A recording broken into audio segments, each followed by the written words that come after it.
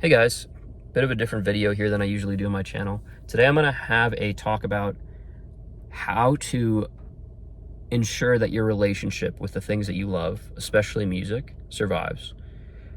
Just for a little bit of background, I've been playing piano since I was 8. I was always really big into music. I started producing when I was like 14 or something in high school. And there are times where I stopped playing for months. There are times where I stopped producing for months. There are times where I dreaded, working on my projects that I really liked originally. And I felt like I was being held hostage by them. Felt like I was being held hostage by expectations, not only that were put on me, but that I put on myself to do things to a certain level. And yeah, bit of the insight that I got, a lot of that was from just mindfulness, right? Just this practice of observing your thoughts, your behaviors, your actions without attachment. So on a daily basis, right, you could be unconscious at any point and period of the time. And what that looks like is you're thinking and you don't even know it, right? You're just lost on some sort of autopilot. You're just doing things not because you really want to, but because you feel like you need to, or you feel like there's no other way, or there's no other thing to be doing. And there's sort of like sometimes even a desperate urge, like an existential urge, anxiety to do something. Certain judgments, identifying with all your thoughts and emotions and being like, I'm this thought, I'm that thought. Anything like that will lead you to unconsciousness. And what happens when you're unconscious is you're not looking at what is happening. You're in it. You are it. You are the thing that's happening within you. But there's an observer that precedes, let's say, like the ego. So your ego is like your sense of self based on your achievements, based on what people say, based on what you do, the material things you like, whatever. There is a thing that precedes that looks, and a lot of people in like Eastern practice call it like the observer or the watcher, the silent watcher or something like that. But what that is that is your consciousness at its base level. It is the thing that is aware of things, right? It's the reason you're able to see that, oh, I have sight, oh, I have thoughts, oh, I have this, I have that. But it precedes any sort of judgment about stuff. Because you can imagine a time where you've done something, had a thought, even been in like a flow-like state where you're not thinking at all. And you don't need anything up there, right? You don't need thought to have an experience. You don't even need it to do things. You don't even need it to study.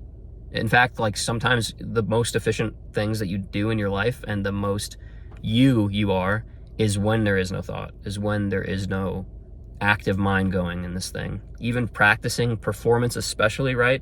If you can perform without anything on your mind, anxiety is a thing, but like just anything up there, because you can do it. Your body knows how to do it, right? The only thing that's stopping you from doing it is your mind.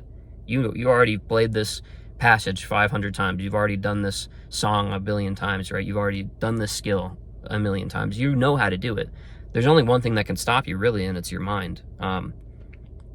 So I started looking at myself. I started seeing what was the experience I was having when I was doing stuff. I'll use production as an example. I was producing a song and I noticed how much chatter there was in my head, right? And it was almost noise, but there were times where I could really hear something specifically. It might be like, you shouldn't do that, or no, it should be more like this, or whatever, right? This ego, it will prevent you from making the mistakes that actually get you to learn.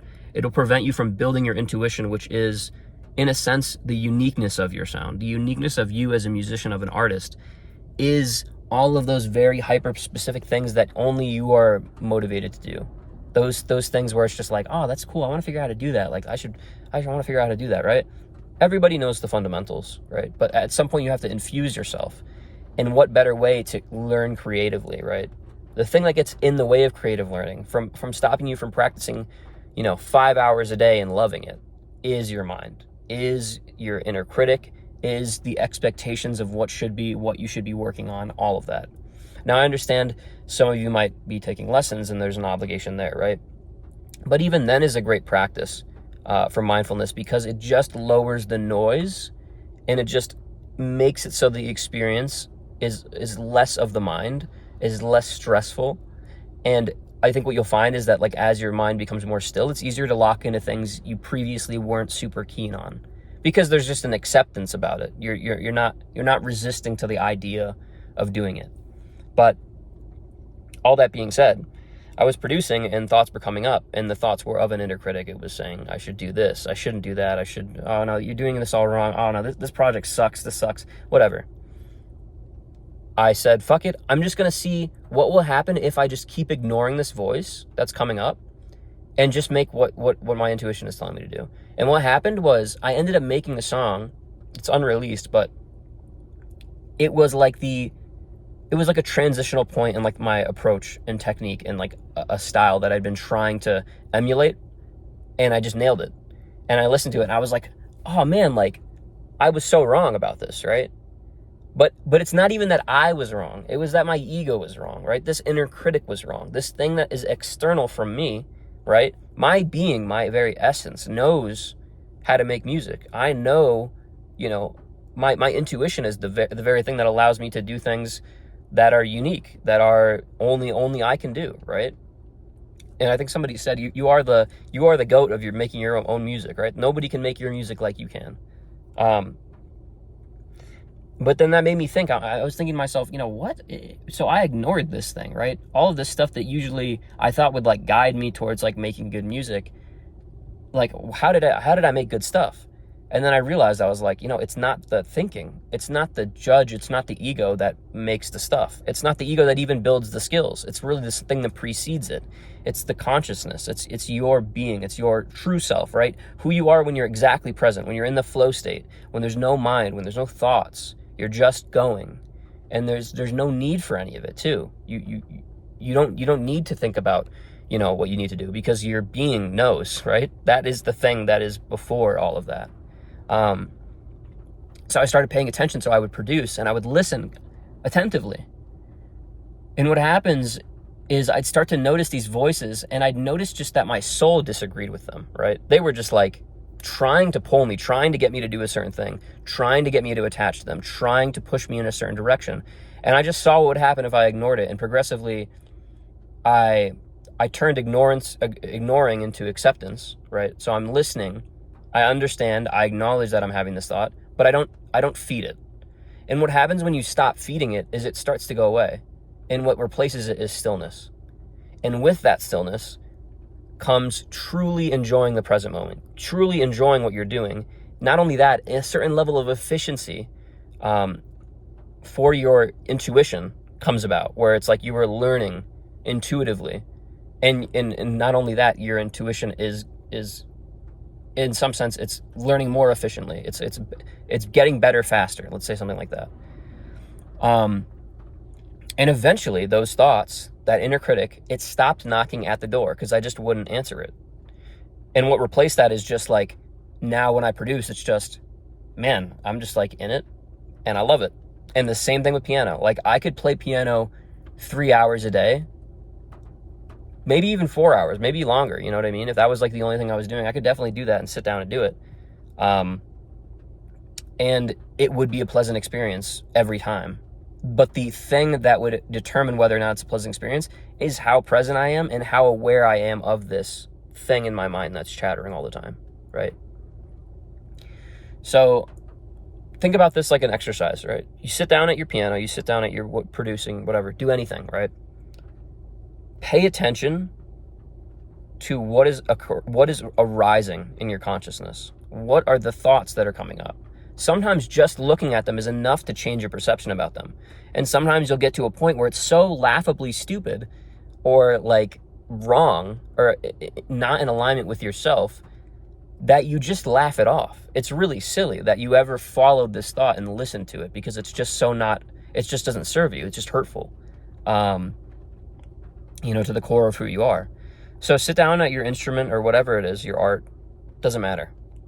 And there should be focus on like what you're doing, obviously, but the main focus is listening. You're just seeing in your head, what is coming up? And don't get beat up about it, right? These things that are coming up, these thoughts and stuff, they're not you. Just remember, you are the person behind all that. You know, in some sense, you're a higher level of your consciousness and your being, like your essence, is at a higher level. It precedes all of the ego, precedes all the thoughts, right? Who you are when you're the most present, when you're the most engaged, when there is no mind, right? That's you. Remember not to get attached to it. Remember, there might be a feeling that you want to judge it. There might be a feeling you want to break it down. If it comes from a place of curiosity, then explore it. You know, explore that thought. Be like, oh yeah, I thought that thing. That was weird, huh? Like, what is that about? You know, what do I gain from that? What do I gain from thinking about like that? And just give it a try and see what happens when you're really there. What I think you'll find is that you do the best work when you're right there. But the only thing that's stopping you from getting there is your mind. So yeah, even journal, writing down your observations of what you notice. That was useful for me. You know, just another example, I remember singing and like there was a mocking voice in my head of what I was singing. And I just turned at it like it was just something that was not of me, because it wasn't, in a sense. And I was just like, what the heck? Like, where did that come from? You know what I mean? Like, that's upsetting.